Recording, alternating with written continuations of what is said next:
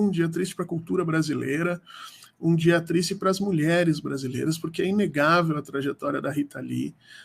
dentro ali da década de 60 e 70 já, trazendo temas que na época eram temas muito pouco compreendidos na sociedade brasileira, entre eles a questão da emancipação feminina, da possibilidade da presença da mulher em todos os espaços da sociedade. A Rita Lee foi uma batalhadora incansável por esse tipo de coisa, tanto pela finesse das letras em que ela colocava, porque não era um protesto como é que eu vou te dizer, aberto, a pessoa precisava ter um determinado nível de compreensão da realidade para poder entender, muitas vezes, do que ela estava falando, e isso acaba deixando a obra dela atemporal, né? Porque as coisas que ela marcava lá na década de 60 e 70 ainda se mantêm no Brasil, nesse nosso Brasil que insiste em não se modernizar, que insiste em não crescer, e aí a gente vê as novas gerações ouvindo Rita Lee, como as antigas ouvindo. Eu confesso para você, Dayana, minha mãe teve como marcas, como referências, né, a Rita Lee e a Elis Regina. E hoje eu vejo como, no comportamento dela, essas duas figuras acabaram se tornando tão chave, coisa que eu não via, obviamente, quando era mais novo. Então, chora o Brasil, mas como ela mesmo diz, ela vai ser eterna, as pessoas depois da morte dela vão tocar a música dela sem pagar jabá, vão dizer como ela era maravilhosa, incluindo os inimigos, ela mesmo disse isso, inclusive as pessoas que não gostam de mim, tal era a consciência que ela tinha da importância dela no cenário brasileiro. Ali ela tem uma trajetória interessantíssima, ela é filha,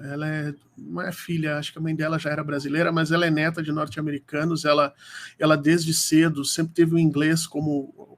ela falava várias línguas, então, mas ela teve sempre o inglês como uma língua muito próxima dela, e isso permitiu que ela tivesse um acesso diferenciado àqueles movimentos que aconteciam nos Estados Unidos no início da década de 60, os movimentos contestatórios da sociedade daquele momento, né? E ela faz uma releitura disso sob a perspectiva da mulher no país, como era o Brasil na época, não se chamava de país subdesenvolvido, hoje nós chamamos de sul global. Então ela traz um pouco dessa percepção para a música, e num momento em que isso de alguma maneira era proibido, né? E acho que no último show que ela deu, se não me engano, ela foi ameaçada de prisão, né? Ela está em cima do palco e ela diz para a brigada militar, né? Venham me prender, eu estou aqui, vocês podem me prender. Quer dizer, a vida inteira ela sempre se pautou por esse processo de crítica da margem social, o que eu acho, e acredito que muitos de nós achamos, que é a função primordial de um artista, quer dizer, jogar na cara das pessoas aquilo que elas não querem ver, que elas não querem ouvir, jogar na cara das pessoas o inconformismo que nós precisamos ter para a transformação social. E nesse sentido, eu acho que a Rita Lee foi essencial. Muita gente dizendo que ela está para o Brasil como a Madonna está para os Estados Unidos, né? Com a exceção